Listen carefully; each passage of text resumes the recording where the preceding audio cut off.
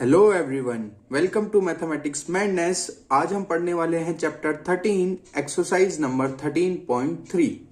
अब इस एक्सरसाइज को स्टार्ट करने से पहले हमें कुछ सॉलिड की वॉल्यूम्स का फॉर्मूला पता होना चाहिए। आई होप आप में से बहुतों को पता होगा कि वॉल्यूम के फॉर्मूले क्या होते हैं अलग अलग सॉलिड के, लेकिन अगर किसी को नहीं पता तो मैं आपको एक बार क्विकली रिवाइज करा देता हूं सभी सॉलिड्स की वॉल्यूम के फॉर्मूले क्या होते हैं।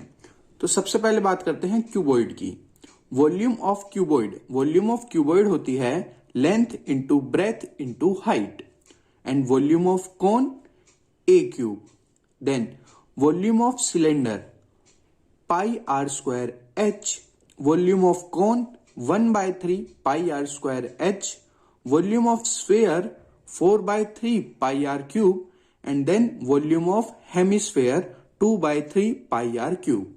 अब देखो, अगर आपको इन्हें लर्न करने में कोई डिफिकल्टी होती है तो आपको ये सारे लर्न करने की जरूरत नहीं है। आप इनमें से सिर्फ 3 लर्न कर सकते हो: volume of cuboid, volume of cylinder and volume of sphere. ऐसा क्यों? क्योंकि देखो, वॉल्यूम ऑफ क्यूबॉइड होती है length into breadth into height, और कोन में लेंथ, ब्रेथ और हाइट तीनों इक्वल होती हैं, तो हम इसे लिखते हैं ए क्यूब। यानी कि हम लेंथ को भी ए मान लेते हैं और ब्रेथ को भी ए मान लेते हैं और हाइट को भी ए मान लेते हैं, तो वॉल्यूम ऑफ कोन हो जाती है ए क्यूब।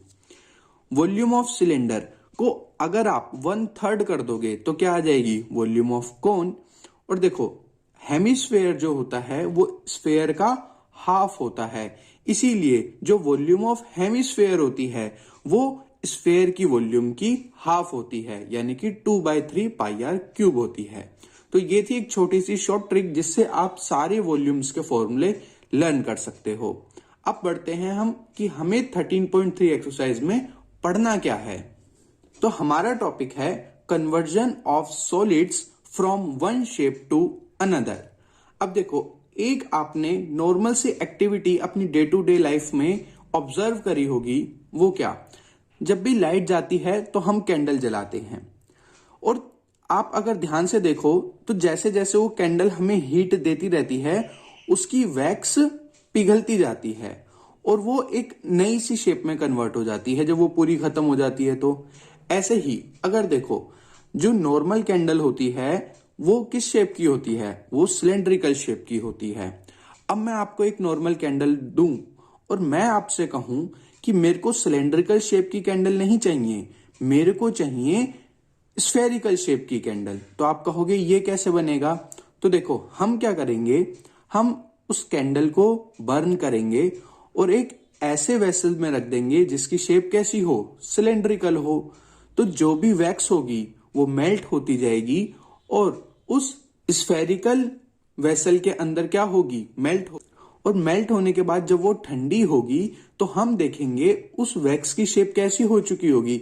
स्फेरिकल हो चुकी होगी। तो इसमें हमने क्या करा? हमने कन्वर्ट कर दिया एक सॉलिड को दूसरे सॉलिड में। पहले हमारी जो कैंडल थी वो किस शेप की थी? वो थी सिलेंड्रिकल शेप।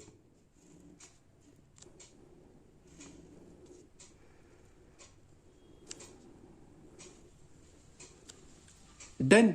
लेकिन हमने क्या करा? हमने इस कैंडल को एक स्फेरिकल वेसल में डाल दिया और बर्न कर दिया। तो ये देखो, तो जैसे जैसे ये कैंडल बर्न होती जाएगी इसकी वैक्स मेल्ट होगी और इस स्फेयर के अंदर ठंडी होती जाएगी, और ठंडी होने के साथ साथ ये किसकी शेप में आ जाएगी? ये पूरी ठंडी होने के बाद एक स्फेरिकल शेप में आ जाएगी।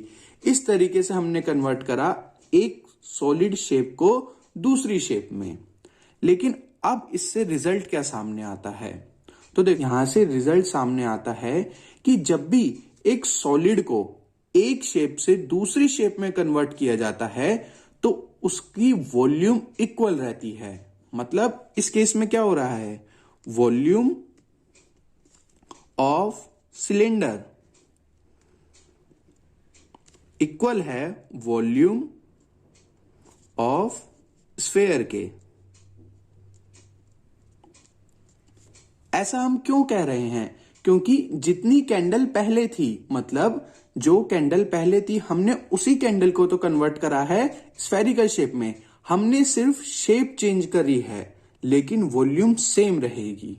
डन। तो यही चीज हमें इस एक्सरसाइज में पढ़नी है कि जब भी एक सॉलिड को दूसरी शेप में कन्वर्ट किया जाता है तो उसकी शेप चेंज हो जाती है, उसका साइज भी चेंज हो जाता है, लेकिन उसकी वॉल्यूम हमेशा सेम रहती है। डन। तो देखो एक एग्जांपल और समझते हैं कि जैसे हमारे पास एक क्यूबॉइडल शेप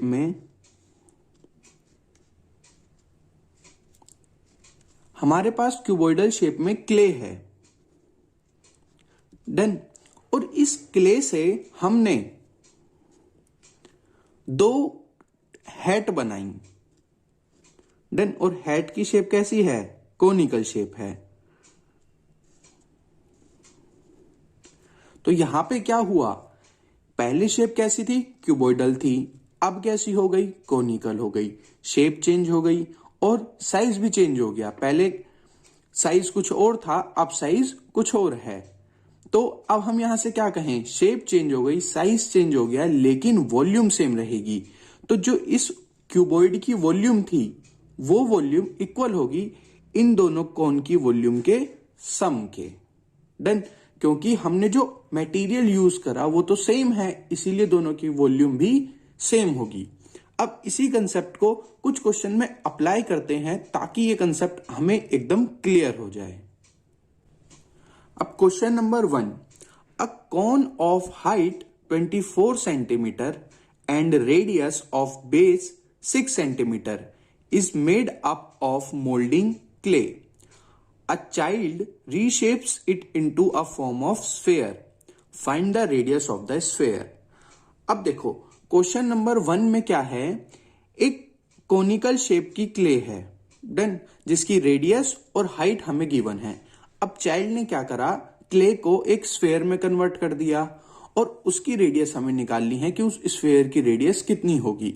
तो देखो अभी अभी हमने पढ़ा, जब भी एक सॉलिड को एक शेप से दूसरी शेप में कन्वर्ट करा जाता है तो उसकी वॉल्यूम हमेशा सेम रहती है। डन। तो देखो इस क्वेश्चन में रेडियस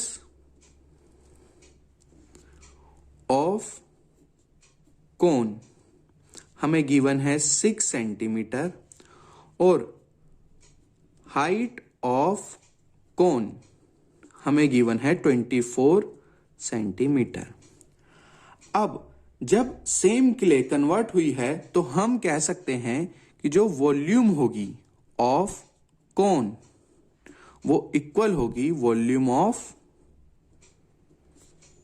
स्फेयर के। डन। और अभी अभी हमने पढ़ा वॉल्यूम ऑफ कोन का फॉर्मूला होता है 1/3 पाई आर स्क्वायर h और वॉल्यूम ऑफ स्फेयर होती है 4/3 पाई आर क्यूब। डन। तो देखो पाई और पाई कैंसिल हो जाएंगे क्योंकि ये दोनों साइड हैं, और 3 भी कैंसिल हो जाएंगे, ये दोनों साइड हैं। अब r से r कैंसिल हम नहीं कर सकते, क्यों? क्योंकि यहां पे r की वैल्यू 6 है, हमें पता है, लेकिन यहां पे हमें r की वैल्यू नहीं पता। तो देखो r है 6 इंटू 6 इंटू 24 है height equal to 4 into r cube. Done. तो देखो 6 into 6 into 24 upon 4 equal to r cube. Done.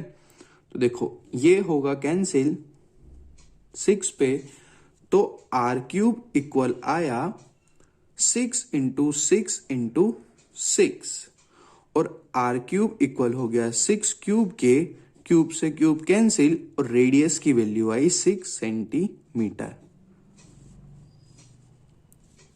Done. कि जब उस बच्चे ने उस क्ले को कोन से स्फेरिकल शेप में कन्वर्ट करा तो जो रेडियस थी स्फेयर की वो कितनी हुई? 6। डन। तो इसी के साथ क्वेश्चन नंबर 1 फिनिश होता है और अब हम करेंगे question number 2।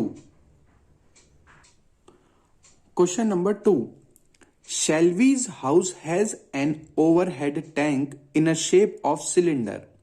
This is filled by pumping water from a sump, an underground tank, which is in the shape of cuboid. The sump has dimension 1.57 into 1.44 into 95. The overhead tank has its radius 60 cm and height 95 cm. Find the height of water left in the sump after the overhead tank has been completely filled with water from the sump, which had been full. Compare the capacity of tank with that of sump. अब question number 2 में एक शेल्वी नाम की लड़की है जिसके घर में एक टैंक है जिसकी शेप है सिलेंड्रिकल, और इस सिलेंड्रिकल टैंक में पानी कहां से आ रहा है? एक अंडरग्राउंड टैंक से जिसकी शेप है क्यूबोइडल। डन। अब क्वेश्चन में हमसे पूछा है कि जब ये टैंक इस वाले टैंक से पानी फिल कर लेगा और कंप्लीटली फुल हो जाएगा तो इसके अंदर जो पानी बचेगा उसकी हाइट कितनी होगी? तो देखो इसे हम कैसे सोल्व करेंगे। सबसे पहले तो हम कैलकुलेट करेंगे दोनों टैंक की वॉल्यूम। डन। तो अब हम फाइंड करेंगे वॉल्यूम ऑफ सिलेंड्रिकल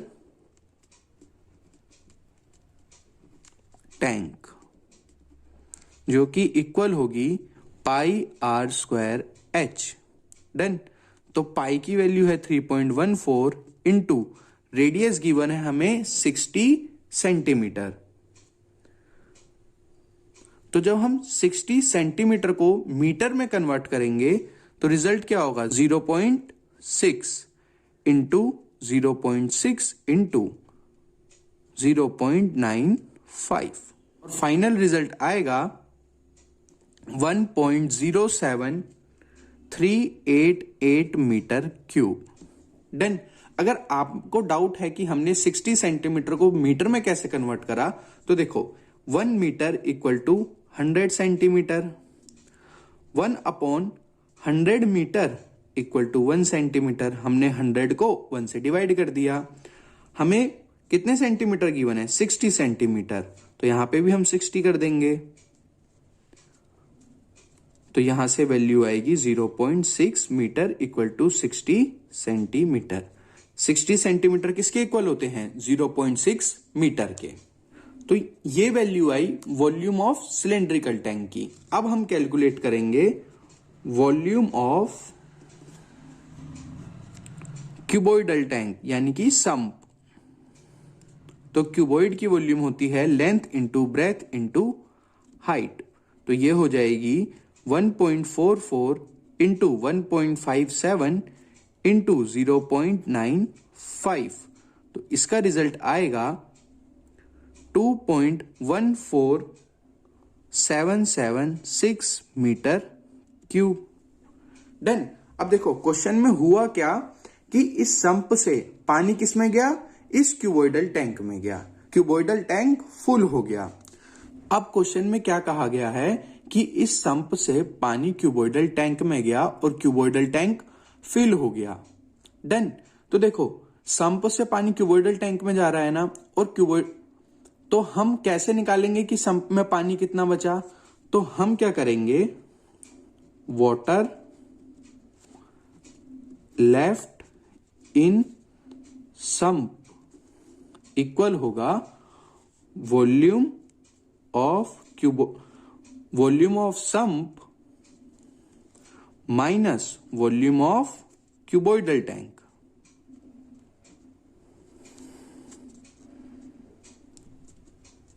डन। कि जितना क्यूबोइड को वाटर लेना था वो फुल हो गया उससे, और बचा हुआ पानी किस में रह जाएगा? संप में रह जाएगा। तो इसकी वैल्यू कितनी आएगी? इसकी वैल्यू आएगी volume of sump 2.14776 minus volume of cylindrical tank 1.07388। तो इसकी वैल्यू आएगी 1.07388 मीटर क्यूब। तो इतना पानी संप में बच गया। लेकिन हमें पानी फाइंड आउट नहीं करना कि कितना बचा, हमें फाइंड आउट करनी है हाइट। कितनी हाइट है वाटर की सम्प के अंदर। तो देखो इतनी वॉल्यूम बच गई। वॉल्यूम का फॉर्मूला है length into breadth into height. तो वॉल्यूम बची है 1.07388 और लेंथ और ब्रेथ कितनी है सम्प की 1.57 इंटू 1.44। और अब हम यहां से हाइट कैलकुलेट कर लेंगे।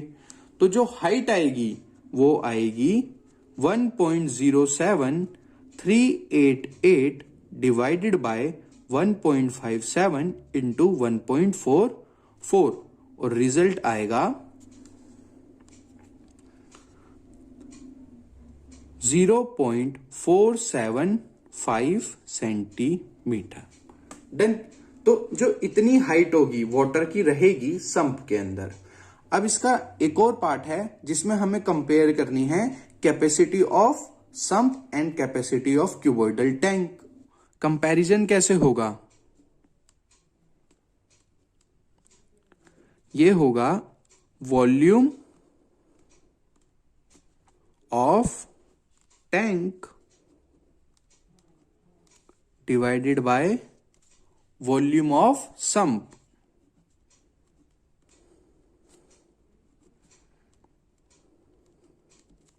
डन। तो देखो वॉल्यूम ऑफ टैंक अभी हमने फाइंड आउट करी थी, वो कितनी थी?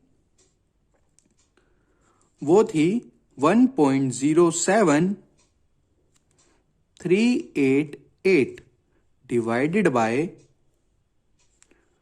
2.14776। डन। और जब हम इन्हें कैंसिल करेंगे तो ये आएगी 1/2। तो इससे हमें पता चलता है कि वो जो सम्प की वॉल्यूम है वो डबल है वॉल्यूम ऑफ टैंक से। तो इसी के साथ हमारा क्वेश्चन नंबर 2 फिनिश हुआ। अब हम बात करते हैं क्वेश्चन नंबर 3 की।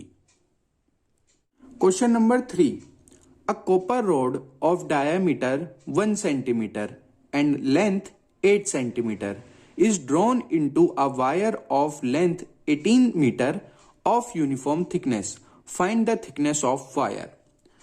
अब क्वेश्चन नंबर 3 में क्या है? हमारे पास एक कॉपर की रोड है जिसकी लेंथ और डायमीटर हमें गिवन है। डन। तो इसकी जो लेंथ है वो कितनी है? 8 सेंटीमीटर और इसकी डायमीटर है 1 सेंटीमीटर। अब क्या करा गया? इसे कन्वर्ट कर दिया गया एक वायर में जिसकी लेंथ है 18 मीटर की और हमें कैलकुलेट करनी है इसकी थिकनेस यानी कि इसकी डायमीटर या फिर रेडियस। डन। तो देखो मटेरियल तो सेम रहा ना, इस रोड को इस वायर में कन्वर्ट कर दिया गया। इसकी जो लेंथ थी उसे इंक्रीज कर दिया गया 8 सेंटीमीटर से 18 मीटर में और हमें फाइंड आउट करनी है इसकी डायमीटर या फिर रेडियस। तो देखो यहां पे डायमीटर हमें गिवन है 1 सेंटीमीटर, तो रेडियस कितनी हो जाएगी? 1/2 सेंटीमीटर। डन। तो देखो वॉल्यूम ऑफ रोड इक्वल होगी वॉल्यूम ऑफ वायर। डन। तो देखो वॉल्यूम ऑफ रोड कितनी होगी? पाई आर स्क्वायर एच और यहां पे भी पाई आर स्क्वायर एच। इस केस में शेप चेंज नहीं हुई, सिर्फ साइज चेंज हुआ है। तो देखो पाई से पाई कैंसिल, यहां पे रेडियस कितनी है? 1/2 इंटू 1/2 और हाइट है 8 सेंटीमीटर। डन। और यहां पर रेडियस कितनी है वो हमें कैलकुलेट करनी है इनटू हाइट यानी कि लेंथ कितनी है? 18 मीटर है। अब हमें इस मीटर को किस में कन्वर्ट करना पड़ेगा? सेंटीमीटर में। तो 18 इंटू 100 सेंटीमीटर। डन। तो देखो 2 4 ज़ा 8 एंड 2 2 ज़ा 4 और 2 9 ज़ा 18। तो रेडियस का स्क्वायर इक्वल हुआ 1/2 900 के। डन। तो जो रेडियस की वैल्यू आएगी वो आएगी 1/900 का अंडर रूट, और ये इक्वल होता है radius equal to 1/30 centimetre. Done. तो इस केस में क्या हुआ, इस केस में शेप चेंज नहीं हुई, इस केस में साइज चेंज हुआ। Done. Now question number 4, a hemispherical tank full of water is emptied by a pipe at a rate of 3/4/7 liter per second. How much time will it take to empty half the tank if it is 3 metre in diameter? अब देखो इस question में main word क्या है, tricky word क्या है, यहां पे यूज करा गया है हाफ। हाफ के लिए बात हुई है, फुल के लिए नहीं। देन तो देखो इस क्वेश्चन को समझते हैं। क्वेश्चन में कहा गया है कि एक हेमिस्फेरिकल टैंक है, उससे क्या हो रहा है, उससे वाटर को बाहर निकाला जा रहा है एक पाइप के थ्रू, और जो रेट है वाटर को बाहर निकालने का वो हमें गिवन है। तो हमें बताना है कि कितना टाइम लगेगा उस हेमिस्फेरिकल टैंक को एम्प्टी होने में। कंप्लीट एम्प्टी नहीं होना, उसे हाफ एम्प्टी होना है। डन। तो सबसे पहले हम कैलकुलेट कर लेते हैं वॉल्यूम ऑफ हेमिस्फेरिकल टैंक, कि ये जो हेमिस्फेरिकल टैंक है इसकी वॉल्यूम कितनी है, यानी कि इसके अंदर वाटर है कितना। तो इसकी रेडियस हमें जो गिवन है वो है 3/2 मीटर, यानी कि 3/2 मीटर। तो देखो वॉल्यूम ऑफ हेमिस्फेयर इक्वल होता है 2/3 पाई आर क्यूब। तो 2/3 इंटू पाई, पाई की वैल्यू हम यूज करेंगे 22/7 इंटू आर क्यूब, यानी कि 3/2 इंटू 3/2 इंटू 3/2। तो 3 से 3 कैंसिल, 2 से 2 कैंसिल, 2 11 ज़ा 22। तो ये रिजल्ट आएगा 11 इंटू 9 इंटू 7 इंटू 2, यानी कि 99/14 मीटर क्यूब। अब ये जो वॉल्यूम आई ये मीटर क्यूब में आई। अब हमें इसे किस में कन्वर्ट करना है, लीटर में। क्यों? क्योंकि हमें जो रेट गिवन है वो लीटर पर सेकंड में गिवन है। तो वॉल्यूम इन लीटर ये आएगी 99/14 into 1000 metre cube, 1000 litre. Done. तो हमें पता चल गया कि इस हेमिस्फेयर की वॉल्यूम कितनी है, 99/14 इंटू 1000 लीटर, इतनी वॉल्यूम है। अब हमें क्या करना है, इसे हाफ एम्प्टी करना है। तो हमें कंप्लीट वॉल्यूम नहीं लेनी, हमें लेनी है हाफ वॉल्यूम। तो अब हम फाइंड आउट करेंगे volume to be emptied. Volume हमें खाली कितनी करनी है, 99 इंटू 1000/14 इंटू 2। हमने इस वॉल्यूम को हाफ कर दिया, इतना लीटर वॉल्यूम हमें एम्प्टी करनी है। तो देखो रेट क्या गिवन है, हमें रेट गिवन है 3/4/7 लीटर पर सेकंड। डन। यानी कि एक सेकंड में 25/7 लीटर वाटर एम्प्टी हो जाता है एक सेकंड में। डन। यानी कि 1 लीटर वाटर कितने टाइम में एम्प्टी होता है, 7/25 सेकंड में। हमने 25/7 को क्या करा, डिवाइड कर दिया 1 से। डन। लेकिन हमें कितना लीटर एम्प्टी करना है, इतना लीटर एम्प्टी करना है। तो हमें कितना टाइम लगेगा, तो टाइम इक्वल होगा 7/25 इंटू 99,000/28। तो इसकी वैल्यू आएगी 16.5 मिनट्स। डन। अगर आप इसे कैलकुलेट करोगे तो आपका आंसर जो आएगा वो आएगा सेकंड्स में। आप अगर उसको 60 से डिवाइड कर दोगे तो जो आंसर आएगा वो मिनट में आएगा और कितना हो जाएगा 16.5। डन। तो इसी के साथ हम आज की वीडियो को फिनिश करते हैं। आई होप आपको आज की वीडियो काफी अच्छी लगी होगी, और अगर वीडियो अच्छी लगी है तो वीडियो को लाइक कर दो, चैनल को सब्सक्राइब कर लो और वीडियो शेयर करो अपने दोस्तों के साथ। Thank you.